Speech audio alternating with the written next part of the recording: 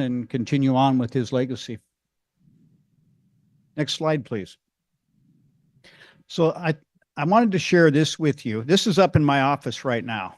I didn't bring it down here because it stands like the Heisman Trophy. It's about this tall, and it's a cool project. So for those of you who weren't at the event, this is the Kitsap Chamber of Commerce, one of their business awards, and it was the hospitality business of the year. So I was proud our own Kitsap Conference Center won. There were several great projects that were submitted. So our group, again, they came out on top. They sent this home with me. I was surprised and honored. They say, Mayor, you take this. I was at their table. And so it's up in my office for the first couple of weeks, and then we'll get it back down to them. So good job to the Kitsap Conference Center. And the next slide. All right, so this is kind of love to highlight great work from our team. I've got something here. I'm going to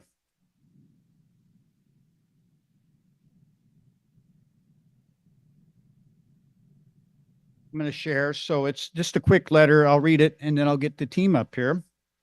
And it says, to the Honorable Greg Wheeler, the Department of Ecology's Northwest Region would like to commend the Mayor of Bremerton on receiving a 2023 Wastewater Treatment Plant Outstanding Performance Award for the staff's continued high performance in the operation of your treatment facility. The Bremerton Wastewater Treatment Plant has a notable record as one of the top municipal wastewater treatment plants in Washington based on effluent limits, submittals, and overall plant compliance. Ecology would like to extend our congratulations to the team at the Bremerton Wastewater Treatment Plant for their devotion, dedication, and award-winning efforts. It takes considerable effort and teamwork to operate and maintain a wastewater treatment plant in top running order. Thank you for the excellent service your treatment plant operators provide to both your community and to the waters of Washington. So I'm going to call up Eric. Eric, if you would come on up and bring your team. If you don't mind, I'm just going to I'm going to do a round of applause here. All right. So, congratulations. I'm going to give this to you, and I'm going to turn them. This is what you have earned, Eric. This, if you have room on your wall still. We're getting a little short, but like I said, we'll find a spot. Okay. Yeah. Appreciate it. And thank you for. Yeah, thank you.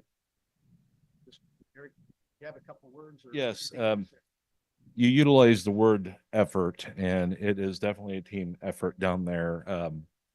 Some days it requires a lot of effort. So this time around, thought we'd bring down some delegates from staff, Mr. Kevin Goldnick's the maintenance supervisor, and Mr. Travis Olson as an operations supervisor. Couldn't do well with those guys and the rest of my staff. So thank you for your patience all these 5 years I've been with the city. You do a great job. That's all I have. And Mayor and Council, thank you for your support in our endeavors. Thank you.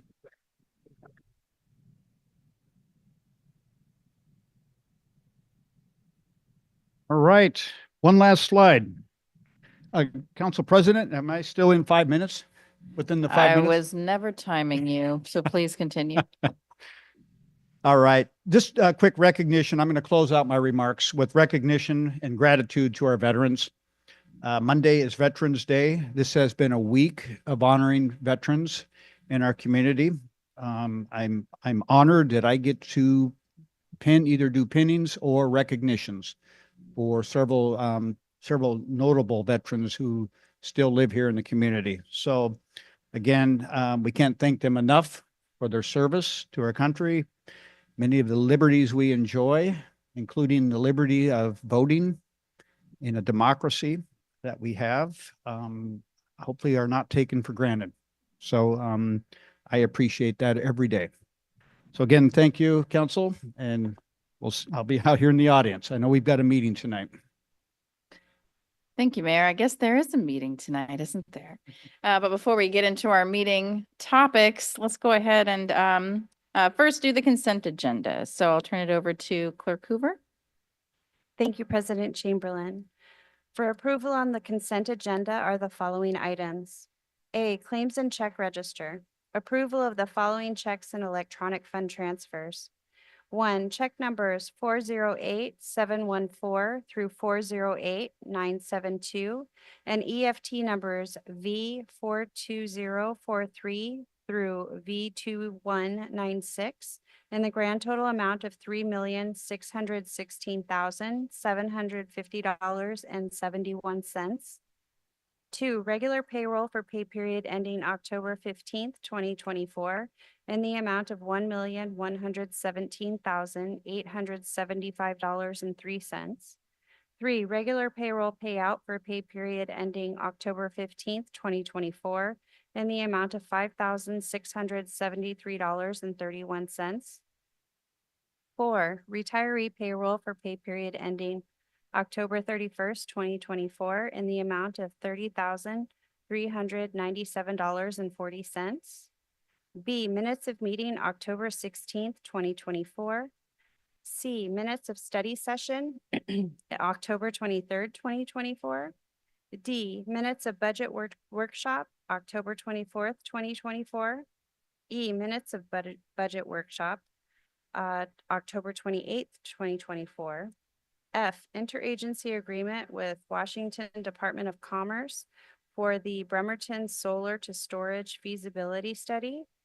G, Washington State Department of Enterprise Services contract with SealX LLC for janitorial services. And H, Water Quality Financial Assistance Program grant with the Washington Department of Ecology Francis Street Outfall Stormwater Treatment Construction Project. This concludes the reading of the consent agenda. Thank you, Clerk Hoover. Does any member of the public wish to comment on one of the items on the consent agenda?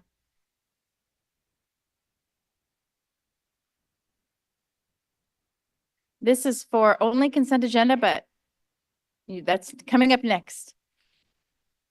Okay. Okay.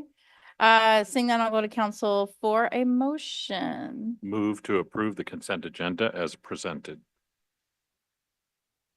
I'll second. We have a motion and a second, so let's vote. Councilmember Fry, Yes. Coughlin, Yes. Robolowski, Yes. Goodnow, Yes. Younger, Yes. Chamberlain. Yes. Motion carries unanimously. Okay, next up is general public recognition. As indicated on the agenda, public recognition provides an opportunity for attendees to address the council on any issue not already on tonight's agenda.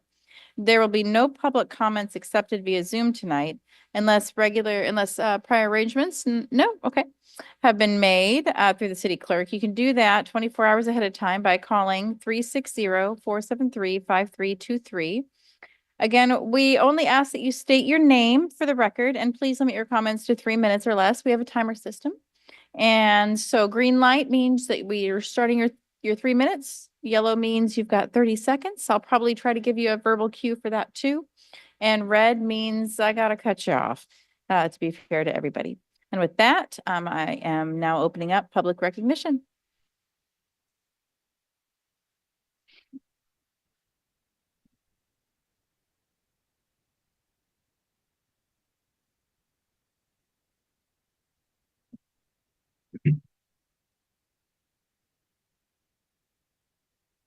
Hi, I'm Eric Peterson, a Bremerton resident who served on the Planning Commission since 2018.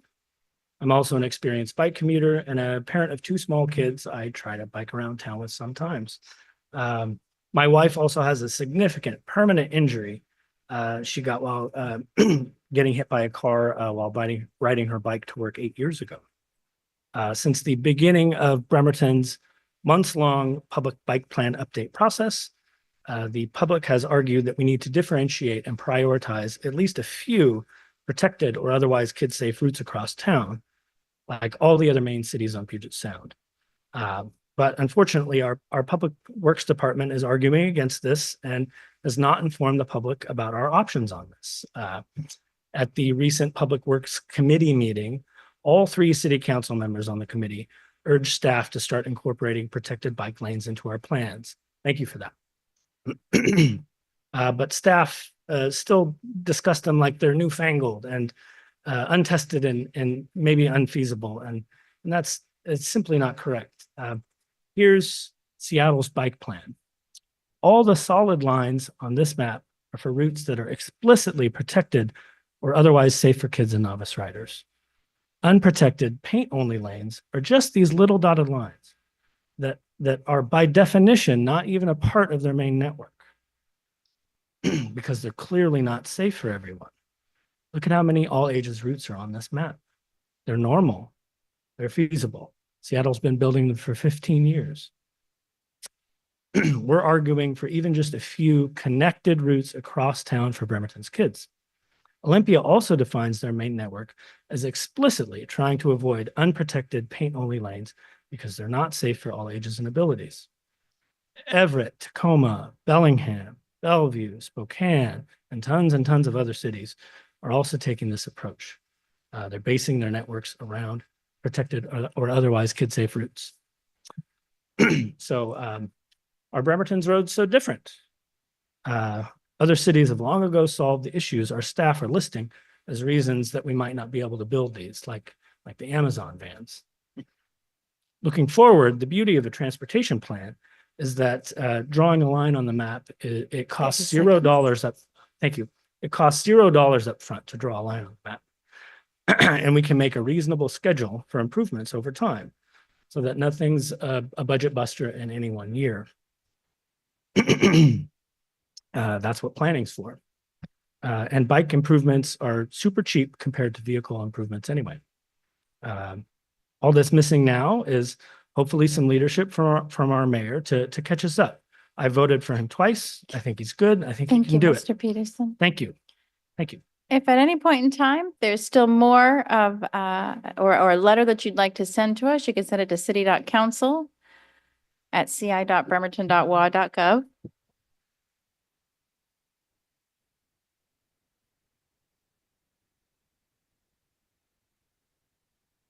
Hello, my name is Alden Bradford. I had a thought when the mayor was talking about those racially restricted covenants. If you have a rule which is unjust, or which is just not serving you anymore, I think it makes sense to no longer enforce it. But then it also makes sense to remove the rule. And that's what removing those racially restrictive covenants is about. And I made a connection in my brain between that and our rules about skateboards. Currently, it's on the books. You are not allowed to ride a skateboard downtown. There's a $50 fine. It was a rule put in there in the late 80s, and it's just never been removed, even though that's where our main skate shop is. People skate downtown all the time. And so we've already reached the stage of no longer enforcing that rule. I think that's fine.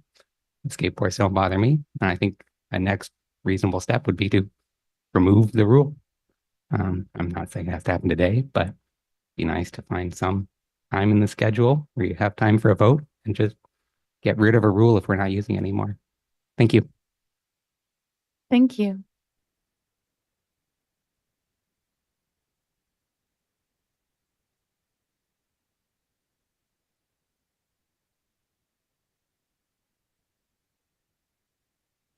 Naomi Levine, Bremerton City resident.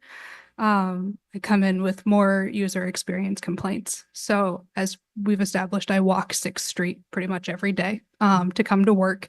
And the Warren Avenue crossing is still irritating to me. On Monday, I came in as the phrase would go, a drowned rat. And I almost caught a wave when a car drove past me on the corner of 6th and Warren over by the drive-through bank. And they were driving through at what seems like a normal speed because that road is way wider than the speed limit actually is and affords them to do. And we're in Washington, so we just drive through the rain like it's any other day, which makes sense to some degree. And surf was up, and I almost got washed out just mere moments from my own house on my way to work. And then when I did finally actually get to the point where the crosswalk was going my direction, on that particular corner, you may have noticed there's a bunch of leaves in the drain. And from what my coworkers can tell me, this is a known historic problem of leaves being in that drain. And it formed a puddle that was, I drive a smart car, and it was probably about the depth of at least half my tire. Like the up on it. So I'm glad I wasn't driving, otherwise my car would have drowned. And I ended up in my tall boots with a bunch of water in my boot on my way to work, and the bottom of my dress completely soaked, and I have a long raincoat on. And that wasn't the end of my journey, because then I hit Park. And Park, not quite as bad as Warren, also has a whole bunch of water around the corners because our drains don't accommodate for these deciduous trees that leave their leaves everywhere. I know we're an evergreen state, but we do have deciduous trees and they're clogging up our drains. I'm not suggesting get rid of the trees, but I feel like this is a known issue. We should be able to find some way to deal with leaves. It happens every year. And that is my current user experience issue of Warren, in addition to the other ones that I've stated previously. Thank you. Thank you. Who? Oh, sure. Okay. Let's give her some 3 minutes on the clock. You got it.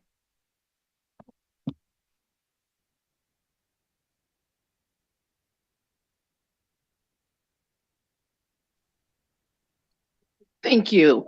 This is Judge Flood, and I wanted to give a service announcement that the current status for the courts statewide, and there's an announcement also on our website that our state systems for entering information are currently down statewide. So the Bremerton Municipal Court is asking that the public contact the courts before showing up in regards to payments, court hearing dates, scheduling, because of the current status of what we are able to do and the limitations that we have by this statewide unprecedented outage at this time. We just want to make sure we bring it to the public's attention. And currently, the time frame in which the systems for the state will be down is unknown. Right now, we anticipate there being an emergency order that comes from our Chief Justice for the state Supreme Court that may authorize some closures to some extent, but this is affecting all the court operations, not only in Bremerton, but at the county, and again, statewide. So I wanted to make that announcement for this evening. And again, there's more information available on the website, and also reach out to our clerk's office by phone before coming in to make a payment. Thank you. Thank you, Judge Flood. Is there any other public recognition? Anybody else? Okay. All right, I will go ahead and close public recognition. And next up, we have item 6A. Clerk Hoover. Item 6A of public hearings, a public hearing on resolution number 3389 to approve the 2025 CDBG/home funding. Presenter tonight is CDBG Administrator Sarah Lynham. Good evening, Council. Sharing screen.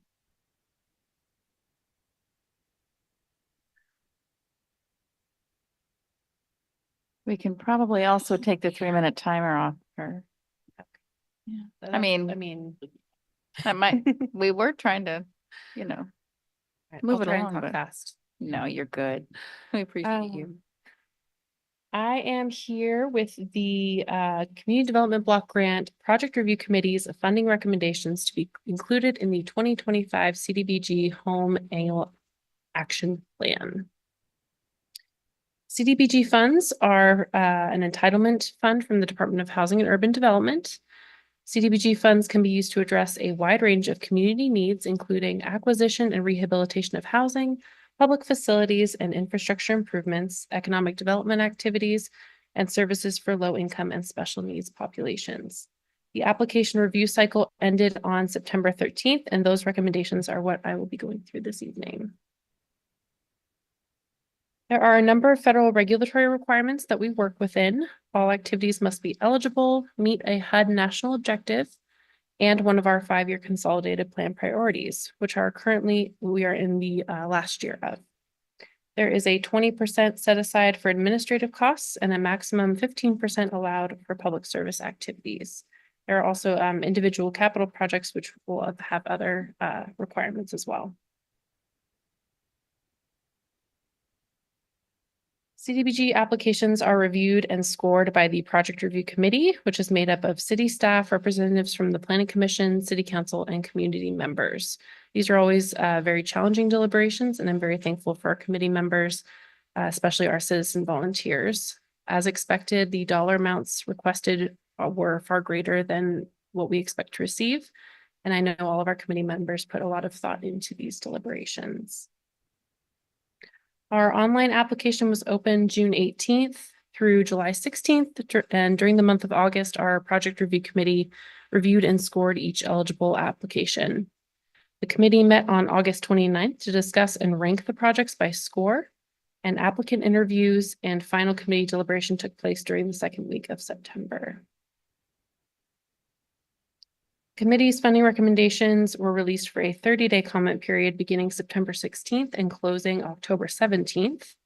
A legal ad was placed in the Kitsap Sun, and recommendations and call for comments were also posted on the city's website and sent out in an e-news flash. And we did not receive any written public comments during that time period. And this was taken, this is just a snapshot of our funding availability. It's taken directly from our policy plan, and it gives a breakdown of the availability of funds. We begin with the estimated funding based on the amount we received the prior year. 20% of that amount is estimated, plus our estimated program income is what the set aside is for administrative costs. And we also had funding from 2024, which the Project Review Committee elected to have rolled into this year. And that left us with about $340,000.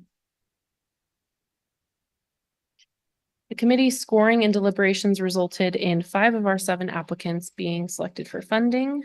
The 2 projects that were not selected for CDBG dollars did end up receiving funds from other local sources.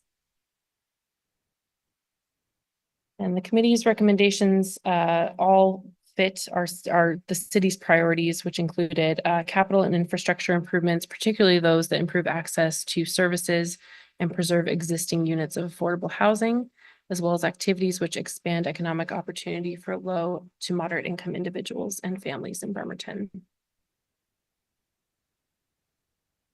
And I'll just quickly go through each of the projects here.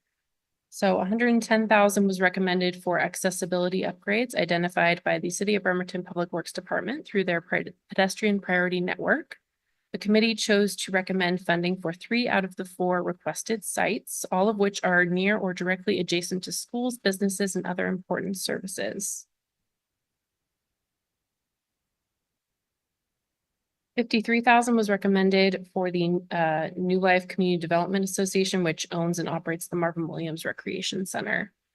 The Recreation Center is a vital community center which currently houses health and wellness programs, sporting events, and educational programs, and they serve more than 2,000 individuals annually. And funds will be used to address urgent capital needs, including roof and foundation repair. The Kitsap Community Resources Weatherization Program was also selected for funding. $50,000 will benefit weatherization and minor home repair services for 6 homes, which could be owner occupied or rental units within the city. Funds will specifically be used for contractor labor and materials to install weatherization and health and safety improvements. $60,000 was recommended for the Kitsap Community Resources BEST program. Funding will be used to support wage compensation for 2 class instructors, including 1 bilingual instructor, delivering content in Spanish for KCR's 8-week business basics training course.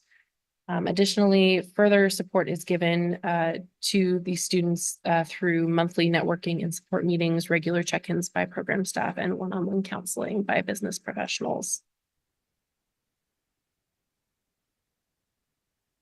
And in addition to the BEST program, we also had a new applicant for micro enterprise support through a for-profit education technology company called Upwards. The Boost program by Upwards helps equip low to moderate income and microenterprise childcare providers with no cost personalized coaching and digital tools to optimize operations and revenue. This allows microenterprise owners to efficiently manage and expand their small businesses, creating quality local jobs and increasing access to affordable care slots in the community. $64,000 was recommended for this project, and it represents about 8 home daycare facilities, or funding for 8 home daycare facilities in the city. And then in addition to the project review committee's recommendations, we asked City Council to review the Bremerton home funding, which is selected by the county's grant review committee. The city has a consortium with Kitsap County for home funds, and we receive our share of home funds based on a percentage allocation determined by HUD. The county's grant review committee is recommending about 142,000 be used towards acquiring 23 new units of affordable housing and 1 office space at the Wheaton Landing Apartments. These units will be specifically for low-income families with children in Bremerton. Wheaton Landing is centrally located on the region's main bus corridor and is within walking distance of 2 elementary schools as well as other services. And then lastly, for City Council's consideration is part of our regulatory requirements, we build in contingencies because we work with estimates until the federal budget is passed. And the committee has recommended the following contingencies if funding is more or less than what we anticipated. These contingencies would be implemented. And that is the end of my presentation. I'm available for questions. Thank you. Okay. And so the purpose of the public hearing is to accept public comment. So I'm going to go ahead and gavel this open. And does any member of the public wish to comment on this item?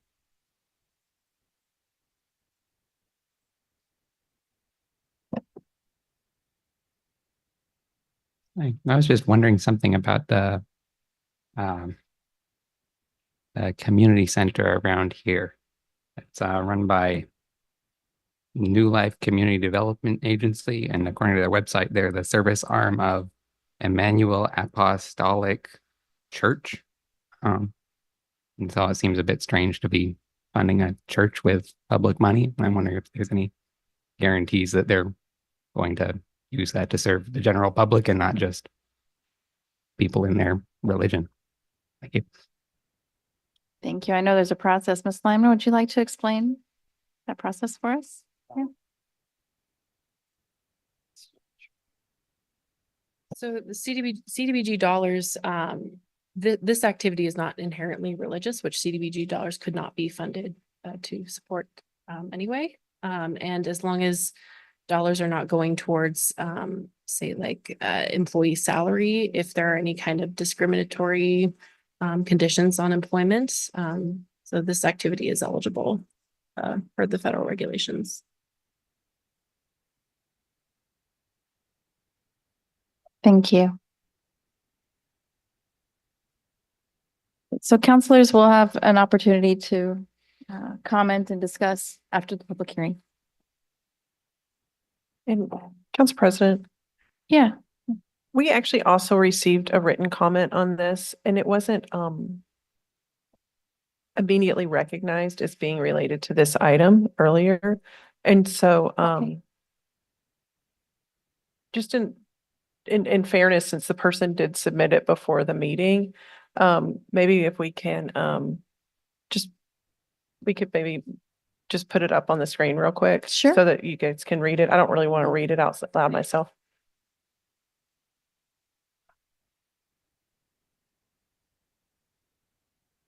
Okay.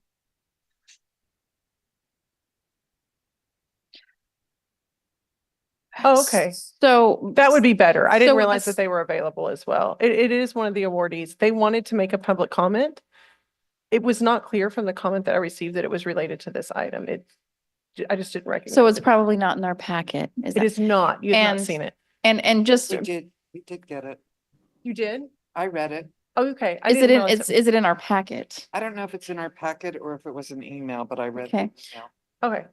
So let's put it up on the screen for public record. Yeah. Or does someone want to make a comment? Is that what you just said? You know what? And I need to pause because we won't be able to hear you per record if you're not near the microphone. So, they're on Zoom. Oh, let's bring them up on Zoom. Yeah. That'd be great. Are they available to speak if they want? I don't want to, what if they don't want to speak? What if they just want to make a letter? That's okay too.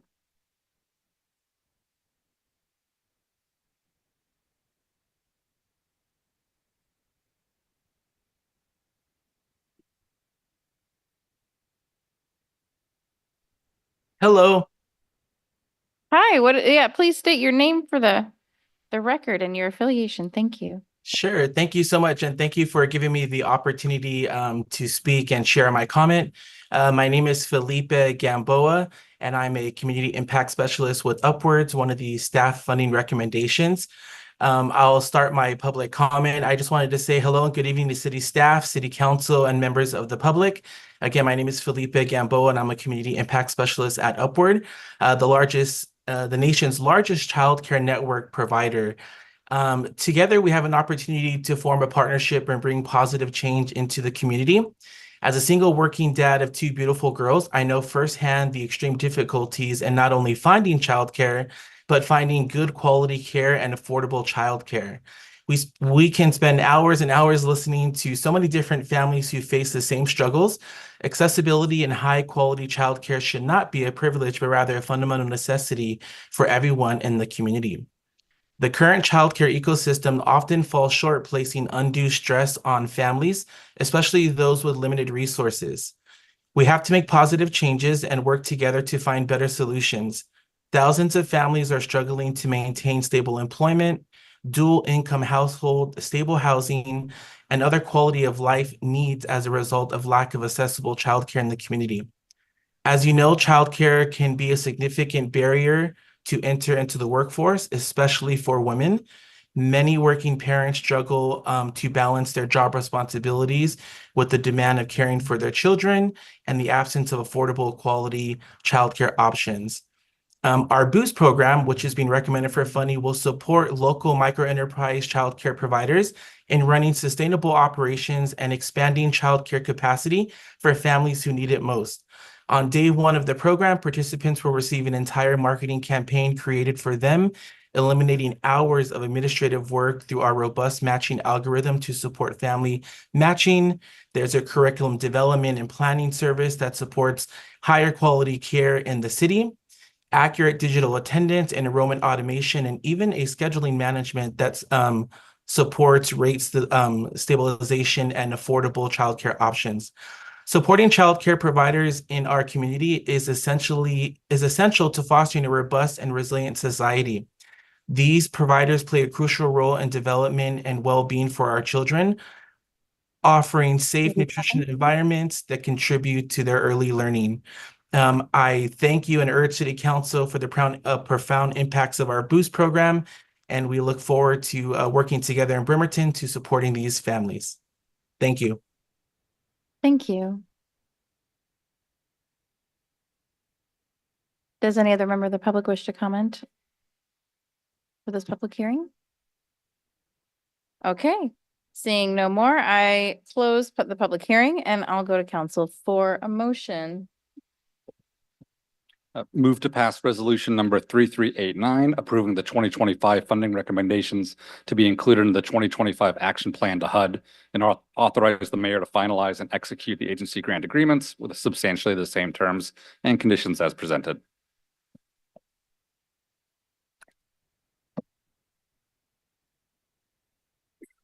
No.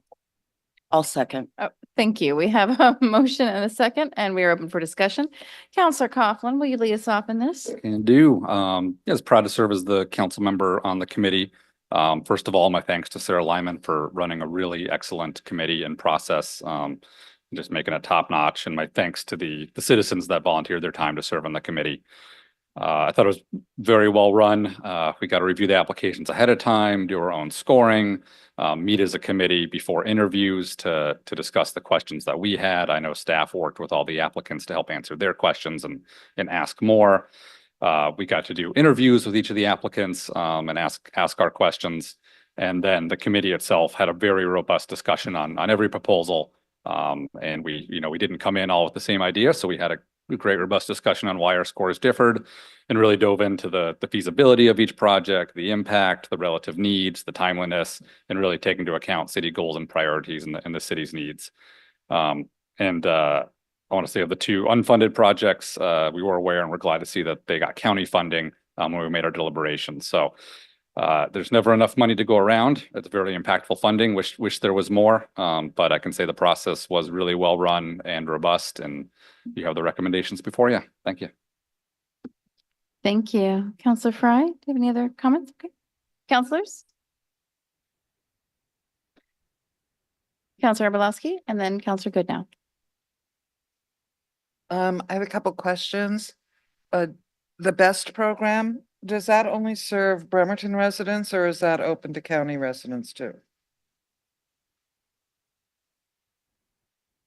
Our funding would go towards Bremerton residents. It's a program that Kitsap County also considers, but they do a really good job of splitting out the reporting and everything, so we know who those funds are going to.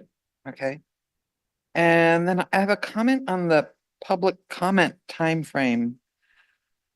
I know legally we use the Kitsap Sun legal.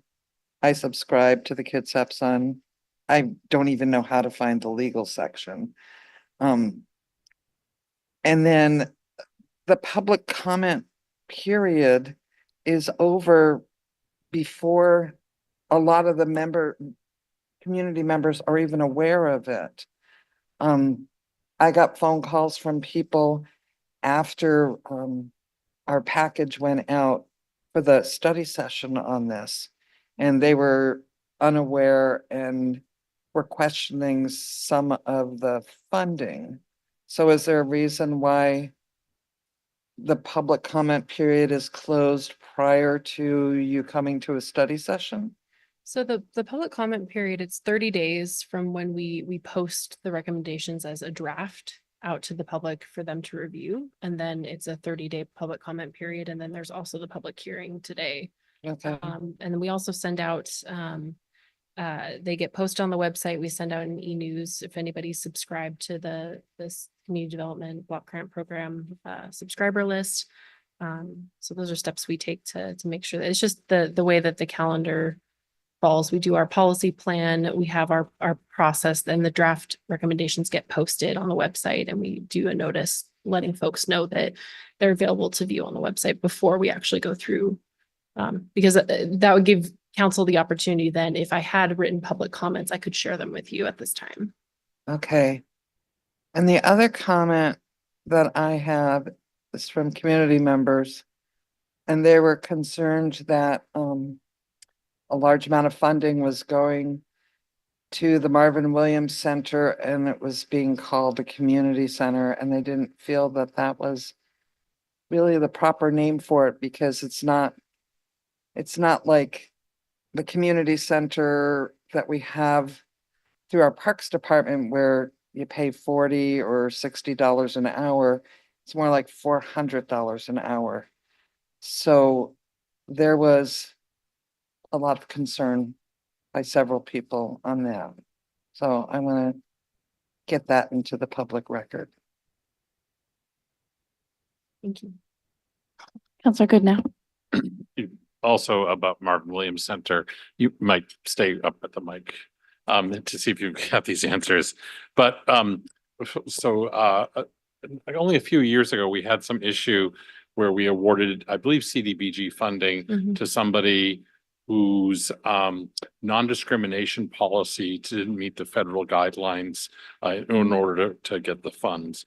Does that concept apply to this? That was the project which was not funded was because the proposal included funding for a individual salary. And so the non-discrimination had to do with the employment. And so in this situation, it's a capital project that's going towards the Marvin Williams Center. Great. Yeah. So then that piece though is the Marvin Williams Center is the church for that that the citizen brought up. That's where Right. their services are held. Right. So it seems weird that we would put a roof on a church. And the dollars are not going towards specifically religious activities. And I'm happy to get more information about this. But if we were to put a roof on any church, this dollars would not go to the work of the church. So, I just want to make sure, this is really just a legal question. So I just want to make sure that we've checked everything we need to on this. So I just don't even know what the breakdown is between the church use of the building and the community center use of the building. And I know it's shifted. The church wasn't there at the beginning. And so I don't know. That's my concern. I don't know if we can get any answers tonight or if we get some clarification. I can certainly get more written information to you guys when I'm not up here. Yeah, yeah. But my understanding is that it is for the community facility. Yeah. Capital. I mean, improvements. specifically about like what, if the question is like, what is the breakdown of that community or that building's use? I don't know that off the top of my head, but I can tell you that there are even public facilities that are rented out as churches. Yeah, and it's a community development organization, and in that sense that they're But eligible. wasn't it said that community development is a part of the church? I believe they're separate Okay, from the actual. Point of order, I'm just making Counselor- sure the semantics. pause for a minute. Counselor Good now. Counselor Fry, I keep hearing you say something. Do you want, I want you to speak it into public record because it's being said, but Counselor Good now, I apologize for interrupting you. I just wanted to, okay, I'll have you speak it into public record after him. Thank you so much. Okay, I'm just making sure technically this is good. So I don't really have any other comments. Okay.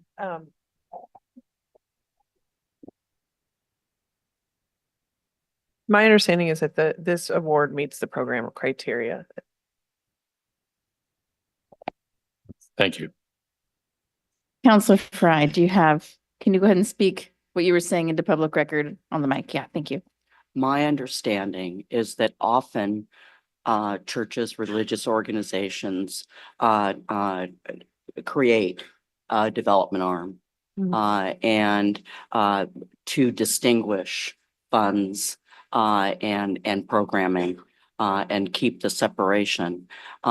It would be interesting to find out if the church pays the community development organization, for space, for fees, or is it considered part of their programmatic activities?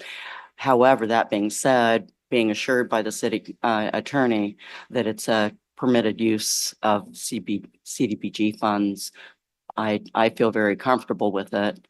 My question was more along, why do they need roof repairs so soon? It's almost a brand new building, but we won't go there. But that's my understanding, is it is a separate arm in order to do this kind of work. That's my understanding as well. I think that the counselors bring up a really great concern, that perhaps there's information that was missing from the application, that information that we just don't know. I guess I share a concern for providing a service to a religious organization. And I wasn't aware that the church had actually moved to the Marvin Williams. I thought they had their own building. And they used to have their own building, but they've moved recently. So I didn't know that either. And I wonder, the percentage of use is valid. I know that they do host a lot of community functions there, but they are at a premium rate. Just even looking at renting the kitchen was a premium rate as a business owner, higher than other places. So, yeah, geez, could you get us some information? Maybe get some clarifying information from the Marvin Williams about? I'd be happy to provide, and again, I think it's probably better that I consult regulations and be able to tell those to you guys or Yes. provide them in writing, rather than just me saying it. I think, yeah, and I don't expect you to have all the answers on the spot. This is a new concern that maybe, that you weren't prepared to answer today, so. Counselors, so we are pending some more information about this one fundee. And does anybody have any other questions or comments? You both have your mics on. So Counselor Coughlin, let me go to you. I just wanted to respond to Counselor Fry's comments about the roof repair being needed so soon. I just want to say that was discussed thoroughly in committee. It was brought up and discussed, and we talked about them in the interview process. Yeah. If I may, I will say have a set time in which these have to be reviewed by HUD. And our program year does start at the beginning of the year. So if there's, I guess, an opportunity for me to be on the next council cycle. Is 2 weeks enough time? Yes. Okay. So because we have a motion on the floor, does anybody have an amendment to entertain for us? Or I'd like to amend that we postpone voting on this until after Ms. Lyman can get us additional information. I want to check with our parliamentary to make sure we're doing everything all right. So we would postpone to a date certain. So we Okay. can postpone to the next cycle dates, which would be November 13th with the council date of November 20th. Okay. Do I have a second? I'm sorry. I'd like to second that. Actually, Counselor Goodnow, I'll second. sorry.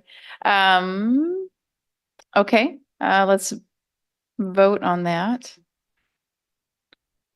Just 1 more second. We have after discussion. Thank you. Okay, any discussion on that? Counselor Fry. I just have a question. Maybe I missed it.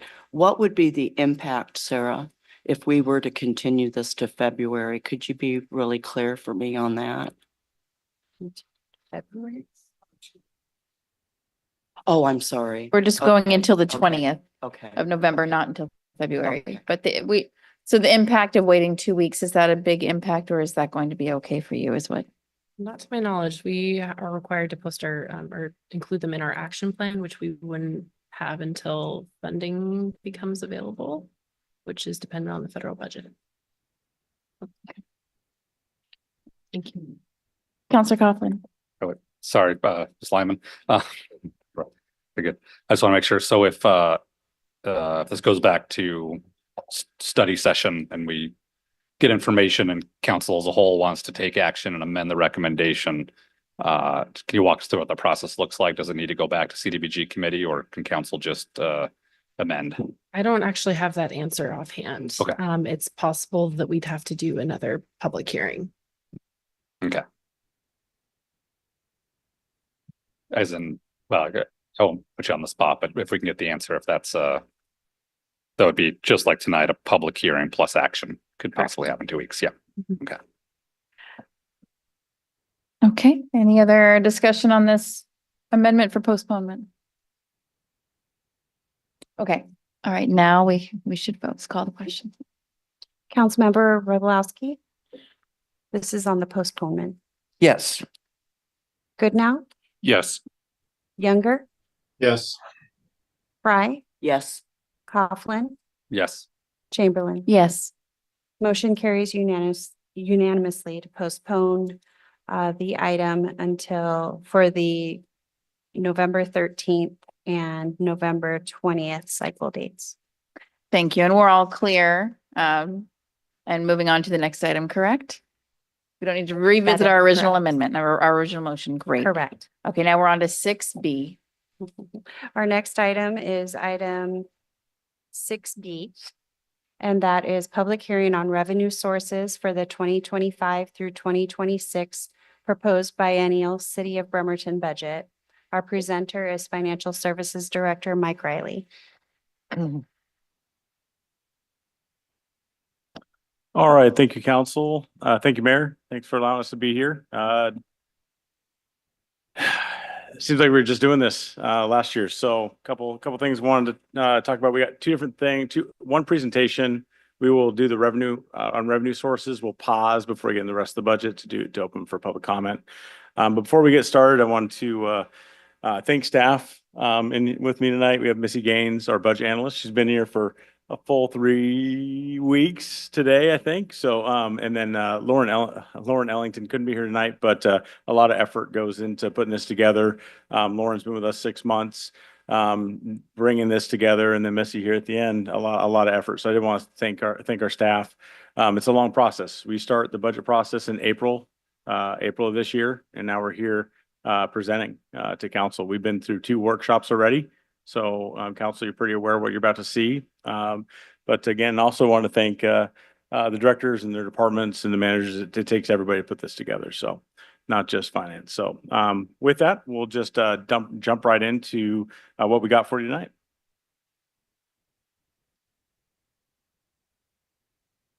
All right, tonight's presentation will include, as I said, the public hearing on revenue sources, which is required. And then we'll also have the first public hearing on the proposed 25-26 biennial budget. And we will talk about the property tax levies. It's a separate item later on general business for approval, but it'll be included in tonight's presentation. We're required to get the property tax levy submitted to Kitsap County by November 30th so we can certify to be able to collect taxes in 2025. We'll talk about the EMS levy, the vote to reset that at 50 cents per 1,000, and also the voter approved public safety bonds that you'll be levying on as well. And then we'll be discussing general rates and fees and utility rates. Again, 2 different items that are in general business later this evening, but will also be included in the presentation on the budget. Just a few steps. Again, we started this process, starts in April. Work with departments into early summer where they submit their request, put everything together. The proposed budget was filed with the city clerk and notices available for review beginning on October 18th.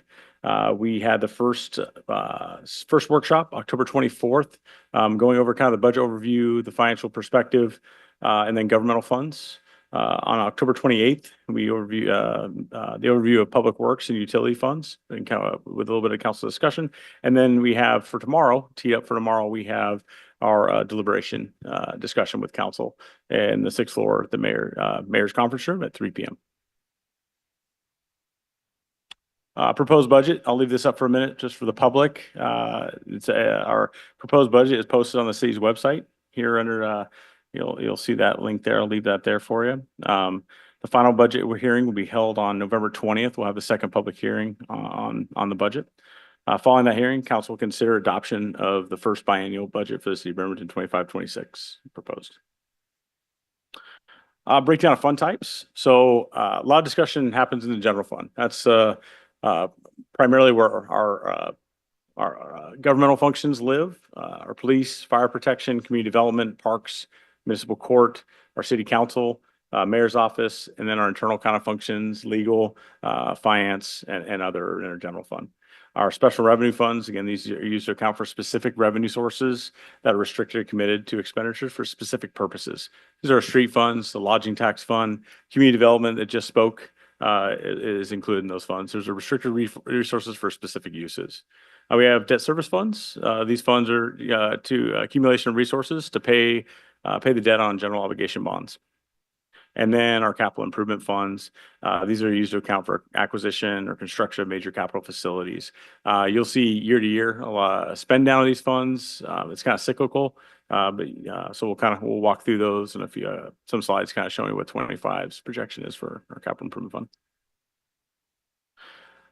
fund. Proprietary funds, these are generally self-supported activities financed through user charges. I'm not going to read through everything here, but it's our water utility, our stormwater utility, wastewater utility, Gold Mountain Golf Club. And then we have internal services that charges fees internally to set aside reserves or fund the operation. Dave to my right here, we have our IT department. It's internal service fund, so all departments pay for their services for IT, our equipment reserve, and our equipment maintenance. Citywide revenue, again, we're seeing year over year, we're seeing increases, 25 to 24 taxes, about 5% increase. One thing to note, our revenues are increasing, but they're not keeping pace with our expenditures. So we won't get into this part of the presentation real in depth until the next slide to talk about expenses. But again, we're seeing an increase in revenue, but it's just not keeping up with the increased costs that we're seeing. So you can kind of look across the board. Taxes, our primary revenue source. You can see we're at in 25, just over $46 million. License and permits, small percentage. Charges for services, pretty significant across the, as you said, the utilities are self-supported with utility charges. And then you have your intergovernmental revenues. Those are cyclical. Those are grant dollars, our appropriations that come from the state and the federal government. All right. As we said, if you look at 2025, looking at taxes, just over $39 million. License and permits, 1.3. And this is general. This is just general fund. Intergovernmental, looking at about $3.8 million. Charges for services at just over 8.5. Fines and forfeits, and then transfers from other funds. So all in all, $55 million in 2025 for general fund revenues. So break down a little further in taxes. Primarily our taxes are the three main categories are property tax, sales tax, and utility tax. You can see here sales tax. That includes criminal justice affordable housing taxes. That is our prime contributor to our tax base. Right behind that is our property tax, and then utility tax right behind that. Our business occupation tax currently has $1,040,000 exemption. So anybody that first $1,040,000 is exempt from our B&O tax collection. But that's it remained pretty static at $3.4 million. And then you can see it's a pretty small amount for other taxes. Just a pie chart kind of showing our resources here. I'll leave this up for a minute just to kind of digest.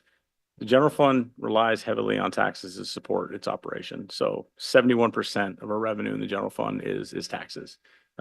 Looking at kind of fees for services are very low, a very small percentage of that, our general fund revenue. Jumping into the property tax. Property tax is limited to a statute of 1% increase or inflation, IPD, implicit price deflator. IPD this year was 2.57, so it was over the 1%. So by law, we're allowed to levy the full 1% increase. EMS levy approval, the voters approved to reset the levy limit back to 50 cents per thousand for EMS.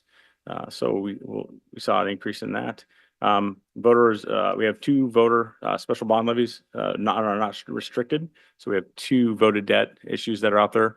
One will come off the books in 2025. The public safety 2015 bonds will come off the books.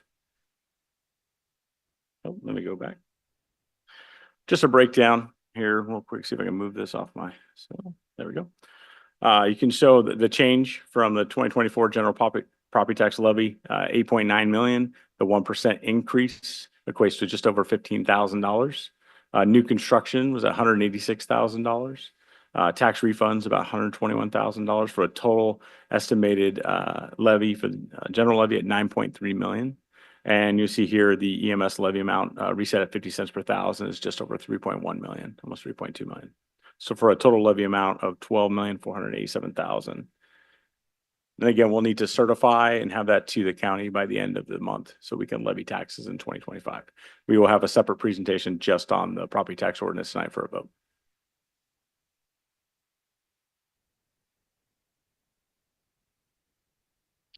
Here's we talked about the property tax levy continued is the two voted bonds, the 2010 UTGO refunding bonds of 2002 public safety, and we're collecting about $900,000 to service that debt. The bonds that will fall off in 2025 is the 2015 public safety bonds. We're collecting about $550,000 for that.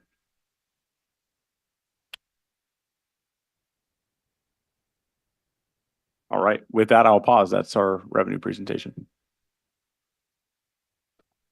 Okay, thank you.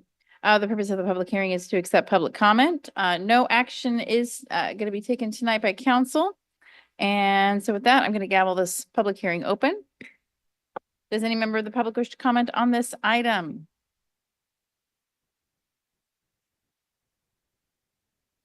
I like to give a lot of space, but doesn't look like there's any public comment. Okay, seeing none, I will close the public hearing. And Clerk Hoover, we can move on to, oh wait, we've got a hand up. There you go. Angie, okay. Hi, can you hear me? Yeah. So I have a question. So looking at the sales tax, it was written as 8.1%, but my understanding sales tax is 9.2%. So where was the disconnect? There's a good point.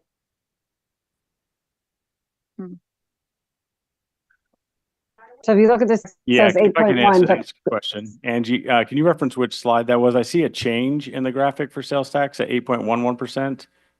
Change over 26 to 25, but or from 25 over 24. say so Go ahead. our current sales tax is 9.2%. I don't pay, I mean, I pay taxes not as like a job, but I'm just saying on your sales tax, you have 8.1. So where is that coming from? Where it says your property tax and then your sales tax? Are we going off of, what were you going off of? Okay, so I think I see the slide you're referencing. So the 8.11 is not referencing the sales tax rate. It's referencing the change in sales tax increase projected budget from 25 to 24. It's revenue. So the actual, yeah, you are correct. The sales tax rate is 9.2% in Bremerton. So that's just the change over year of the increase in revenue for sales tax. Okay, so we're not going from 25 to 24, but you're just saying from like 2023 to 24, 25, sales tax is going up because it is going up. And so everything else is going up for anybody. Yeah. I just saw that and was like, where is the information coming from? Thank you. You're welcome. Thank you. Does any other member of the public wish to comment on this item?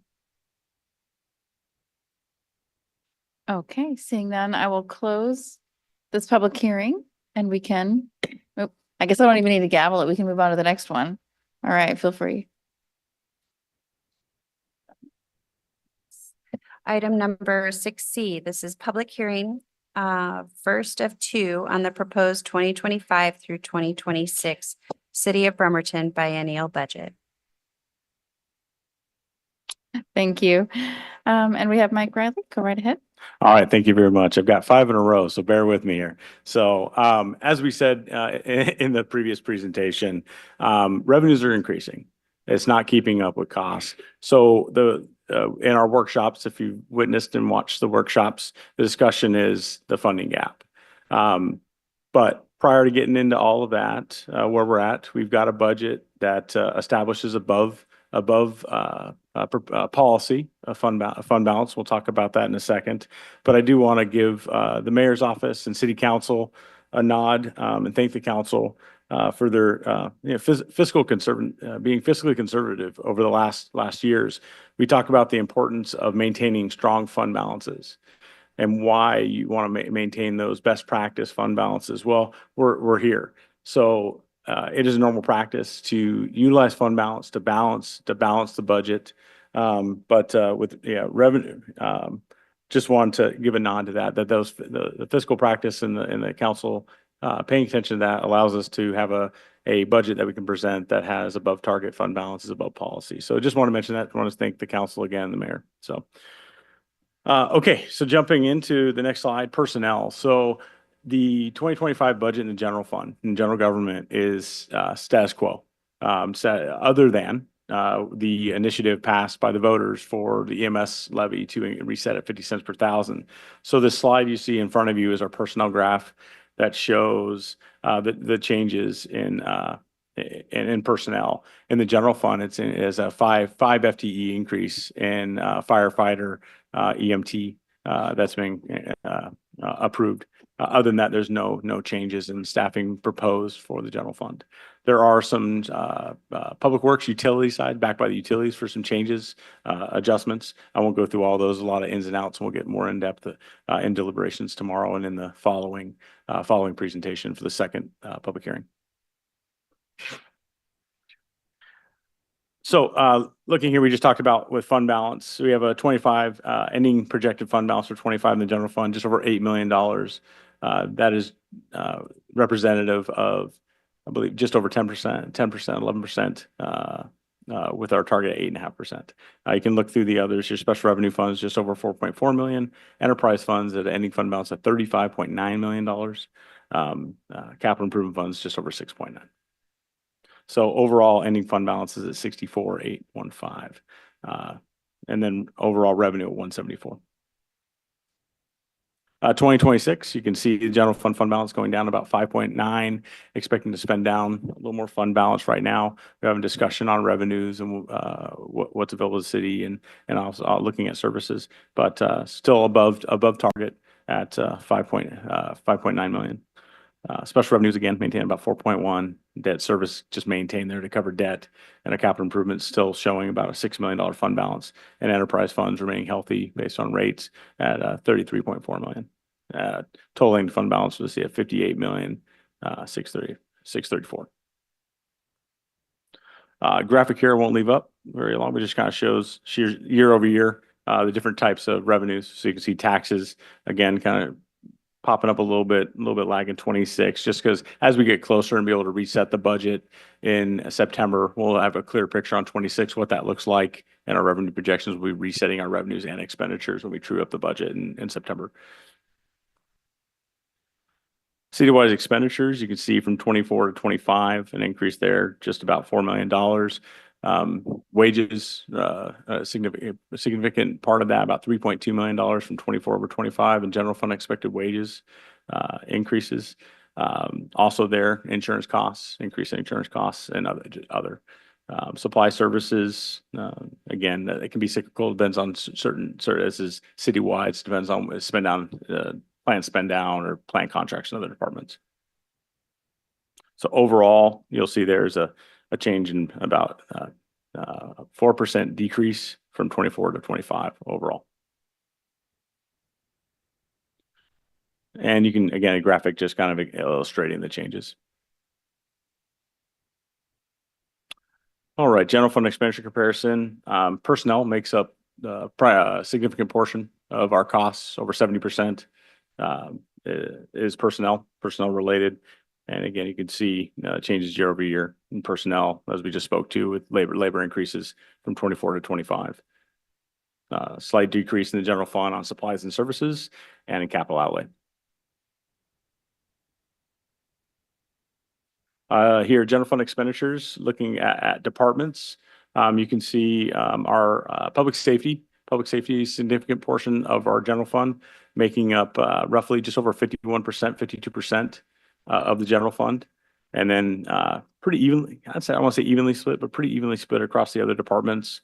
Non-departmental has some significant contracts within that. It has our jail costs that are embedded in that chunk there at 7.6. So.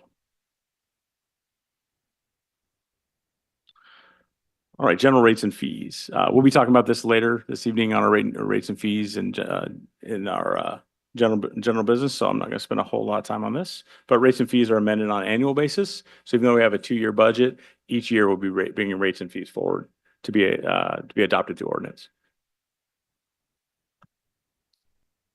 Highlight for utility rates for 2025.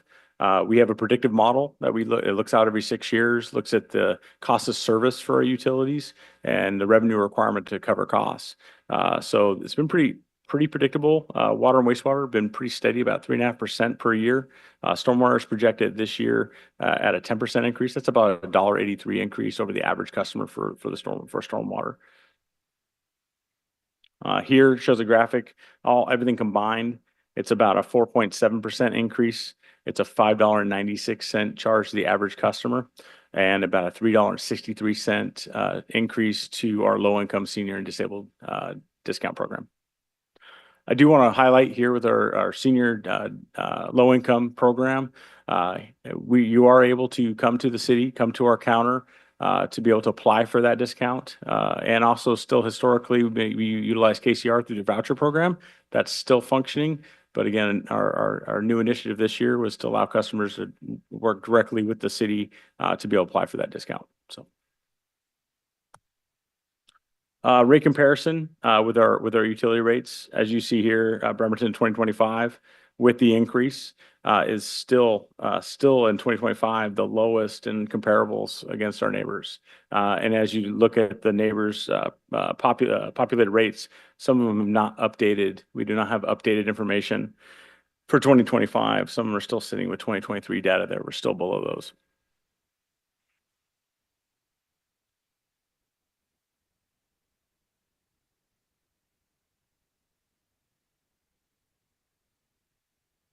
I'm having a technical difficulty. Boy. Okay. PowerPoint just crashed. I'll try to get it back up 1 second. No problem.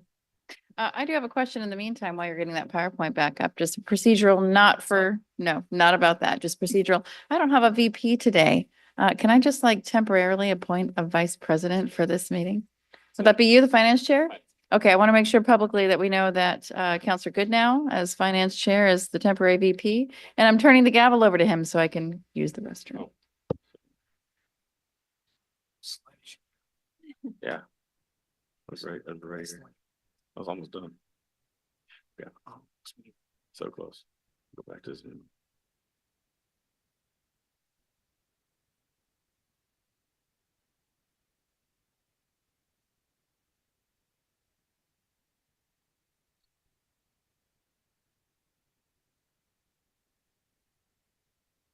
Please look away from your computer. This is going to be fast.